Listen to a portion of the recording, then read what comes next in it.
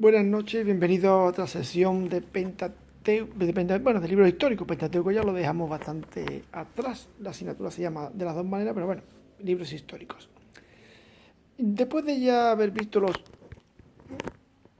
principales episodios que componen el libro, terminando con la migración de los danitas y el crimen de Gibeah y la guerra benjaminita, que estuvimos viendo el otro día un poco por encima, porque claro, no puedo profundizar como por ejemplo lo hago en la facultad por la mañana, donde dispongo de más horas, hacemos la exégesis del texto y bueno, y cunde mucho más. Aquí he dicho bola pluma las principales ideas que los autores pretenden mostrarnos para hacernos ver un descalabro final en esa etapa de la historia de la salvación, de manera que Dios tiene que retomarla y comenzará con la figura de Samuel, que va a ser que marque la transición a la monarquía como nuevo periodo de Israel. Viendo los aspectos formales del libro, que lo he colocado casi al final, después de haber visto esta estructura, vemos primero la teoría de la formación del libro y vemos primero la teoría de Gross, que recoge José Luis Sicre, y es la que yo prácticamente voy a tomar como punto de partida.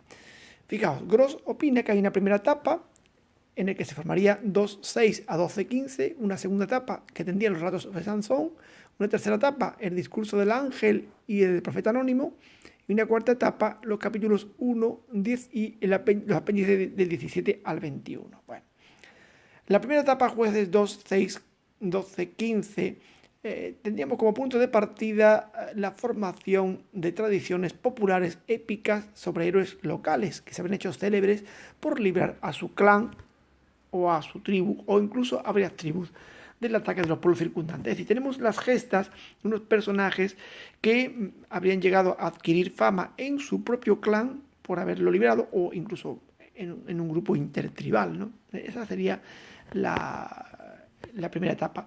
Todos ellos procederían del reino del norte. Ehud, Yael, la del canto de Débora, Gedeón, Jefté, una serie de personajes que habrían adquirido renombre y fama, ¿no? En su forma actual procederían de los siglos X al 8 a.C. Predominan en ellos elementos como lo que llama Gross, un humor grueso, caracterizado también por el desprecio al enemigo y el regocijo en la autoafirmación del grupo a través de las hazañas del protagonista. Y bueno, ¿qué quiero decir con esto cuando lo pongo en el guión? Este tema del humor grueso. Si os fijáis bien, por ejemplo, en el tema de Ehud, veréis cómo realmente su adversario, Eglón, es ridiculizado, como tiene su nombre, es una especie de homófono de ternero, lo ve como una especie de gordinflón al que el otro le apuñala en la barriga, le salen las heces y todo. Es muy macabro, pero muy chusco, tratando de ridiculizar al enemigo y de saltar al propio clan como bastante más inteligente que el otro. Bueno, no se aprecia en ellos la polémica contra los dioses paganos, simplemente es mi clan contra el tuyo, me libro de ti porque tú me has agredido, pero yo tengo más astucia y consigo vencer sobre ti. Bueno, estos relatos fueron recogidos y editados atribuyendo lo que eran hazañas locales a todo Israel, pero entiéndase el reino del norte. Recordad que Israel, tras Salomón, bueno, lo veremos después, se divide en dos, en el reino de Israel y el reino de Judá. Hay algunos autores como Finkelstein que opinan que realmente nunca hubo propiamente una unidad de reinos, o si la hubo solamente durante un breve periodo de tiempo, pero que anteriormente pues eran dos entidades políticas distintas. En eso coinciden casi todos los autores. Bueno, yo no voy a detenerme más en explicar esto, porque claro, es verdad que no estudié historia antigua de Israel, pero es un hándicap así, pero bueno, el caso es que se trata del reino del norte, el que lleva por nombre Israel y no Judá. Bien. A excepción de Débora Baraj, que sí estaría no estaría ubicado en el reino del norte. Bueno, el protagonista en estos relatos es Dios, y su intervención se describe con motivos de la Guerra Santa del Jerem, victorias plenas, cantidades hiperbólicas muy exageradas. Este volumen que hemos visto con estos episodios primitivos experimenta más tarde dos ediciones deuteronomistas. O sea, yo cogen estas hazañas populares y los autores deuteronomistas lo van a reeditar en un par de ocasiones. En este paso quedan integrados en una obra los jueces mayores y los jueces menores, a la vez que son encuadrados en un marco cronológico y teológico que dé sentido al alcance nacional de todo el conjunto. Claro, primero necesito tener un número de jueces determinado, los mayores y los menores, pero que me suman 12, como síncrono de las 12 tribus de Israel. Pero además, no solo me hace falta tener ese número de jueces y en las dos categorías, sino que necesito un marco narrativo y cronológico, es decir, necesito una historia seguida donde insertar a mis jueces, que simplemente yo tenía testimonio de hazañas locales en distintos tiempos. Me hace falta una historia lineal con un marco narrativo donde yo pueda insertar a esos personajes heroicos y donde pueda atribuir sus hazañas a todo Israel, al conjunto de Israel.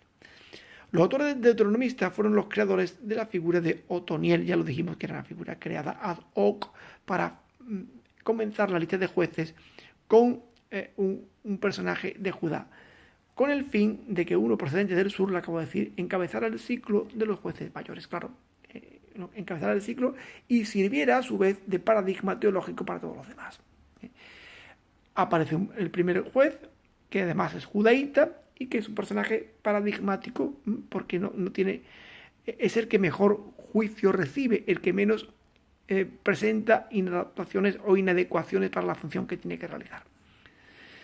Bien, también la figura de Sangar es una adición deuteronomista. Recordáis que hablamos de Sangar con ese origen hurrita, etcétera, etcétera, ¿no?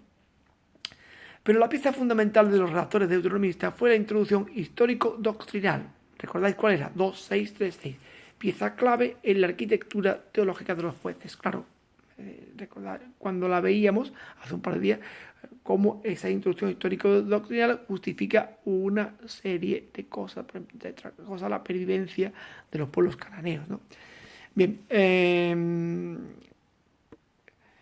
un autor posexílico, enemigo acérrimo de la monarquía, añade la historia de Abimelech. Todo esto según Gross. No lo estoy diciendo yo, esto es la teoría que estamos desgranando inicialmente. Quiere establecer un fuerte contraste entre él y Gedeón. Abimelech sería la antítesis de Gedeón. Gedeón rechaza el reino y Abimelech lo usurpa. Para conseguir crear el contraste entre ambos personajes, convierte, siempre según Gross, a Abimelech en hijo suyo. Diversos autores añaden las negociaciones de Jefté con los amonitas, sería jueces 11, 12 y 28, los conflictos con Efraín, jueces de ahí en las citas, y el efod que manda a hacer Gedeón. Bueno, esa sería toda esa etapa inicial de cómo se reelaboran los elementos de tradición.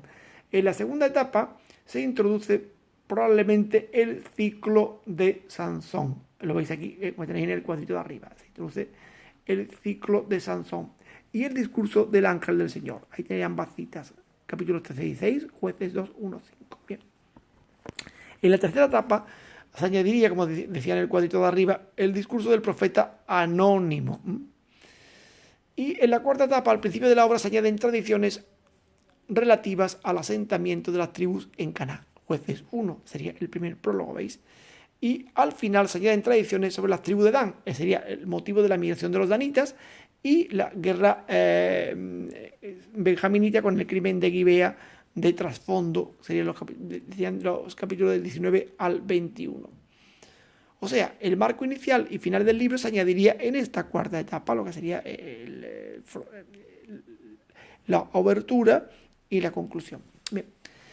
En definitiva, los antiguos relatos de héroes han sido retocados a partir de la experiencia del fracaso del Reino del Norte. Estamos hablando de la caída del Reino del Norte en el año 722.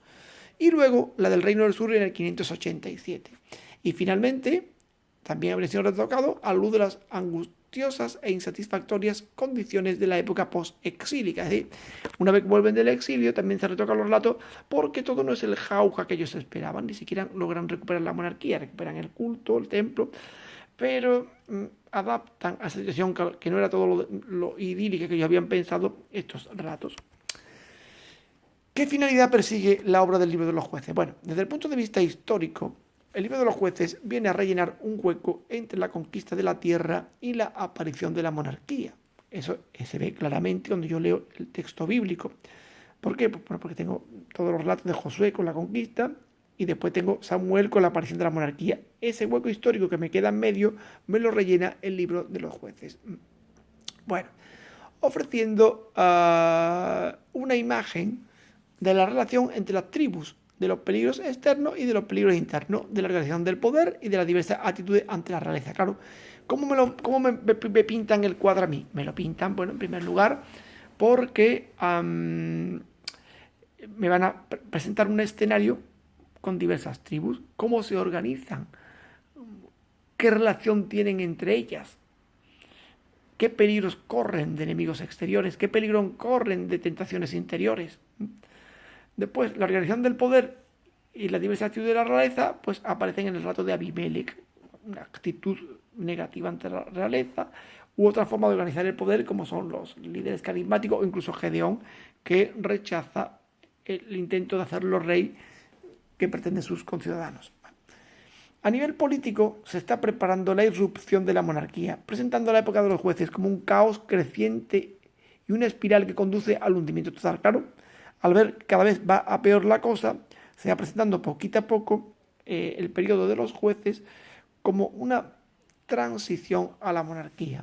Las tribus carentes de unidad son incapaces de conquistar el territorio. El capítulo 1 ya me indica una carencia de este periodo, que las tribus que no están unidas no pueden conquistar la tierra, por tanto tenemos un problema importante de entrada. Después, para colmo, las tribus también caen en grandes corrupciones religiosas, 17, 18, recordad el añadido de la migración de edad, o incluso se aniquilan entre ellas, la guerra benjaminita. Así que todo esto me lo está prestando como diciendo, no hay manera de que este sistema tribal pudiera funcionar bien y llevar a una armonía. Hay autores como O'Connell, Butler, Amit y Matthews que creen que el libro no defiende a la monarquía en general, sino a la monarquía judía, a la davídica en concreto. Esto viene dado por la importancia de Judá, por la presencia de Benjamín, que es la tribu de Saúl y de la tribu de Saúl, que recibe una mala prensa frente a la tribu de David, y la visión negativa que existe de Efraín, del reino del norte, identificada a la que se le da una mala propaganda, y la tribu de Efraín que digo que se identifica con el reino del norte y no sale bien parada de toda esta presentación. Bueno, desde el punto de vista religioso-teológico, el libro de los jueces presenta la historia de Israel, en concreto del Israel premonárquico, como un ciclo continuo de pecado, castigo, conversión y salvación, de lo que yo ya os había hablado el día anterior. Al tiempo que supone una denuncia incesante de la idolatría y del sincretismo de la fe ya vista con las religiones de los pueblos vecinos, que provocan finalmente la catástrofe de los reinos de Israel y de Judá. Fijaos bien cómo aquí están retratando situaciones posteriores y retrotrayéndolas a un tiempo pasado. La secuencia pecado, castigo, conversión y salvación lleva aparejado el problema de la idolatría, que suele ser siempre el pecado frecuente en el que Israel incurre en abandonar a Yahvé para seguir a otros dioses. Y fundamentalmente también en los contactos con la religión de los pueblos vecinos y el atractivo que esta religión podía suscitar entre los israelitas, con el correspondiente peligro de incurrir en prácticas idolátricas. ¿Por qué? Porque los autores están viendo lo que les ocurrió a los reinos del norte, Israel, y del sur a Judá, y que por eso acabaron en el exilio. Es decir, porque ellos leen en esa historia de jueces que están contando lo que va a ser la catástrofe posterior de sus propios pueblos. De este modo, corrigen ellos la impresión errónea que podía sacarse de la lectura del libro de los libros de los reyes, de que los monarcas son los únicos culpables, arrastrando al pueblo con sus pecados a la idolatría. ¿Sí? Podían decir, bueno, si yo me leo los libros de los reyes, veré que había reyes muy malos que con su forma de comportarse pues han arrastrado al pueblo a prácticas idolátricas. Y yo podía sacar la idea de que el pobre pueblo indefenso e inocente fue engañado por sus propios reyes. Pero nada de eso. El libro de los jueces pretende corregir esa impresión diciendo que el pueblo también cometía ese tipo de pecados, ese tipo de inclinaciones idolátricas cuando todavía no tenía reyes Israel. Bien. Y desde el punto de vista literario, pues podemos decir que el libro se centra en una gran variedad de personajes, recogiendo y revisando sus tradiciones desde una perspectiva concreta. Este tipo de personajes son los que salvan a Israel en una situación de emergencia, en una situación de peligro. Es un libro variopinto, al menos con 12 personajes principales, más Abimelech 13 y alguna serie de personajes secundarios de gran importancia. Y se centra en estos salvadores, en estos líderes carismáticos. Esa sería la perspectiva, el enfoque literario fundamental que se le ha dado a la obra. Bueno, y dejo aquí el vídeo y ahora termino con el puntito que me queda en el vídeo siguiente para que no se me sobrecargue mucho el peso del vídeo. Ahora continuamos.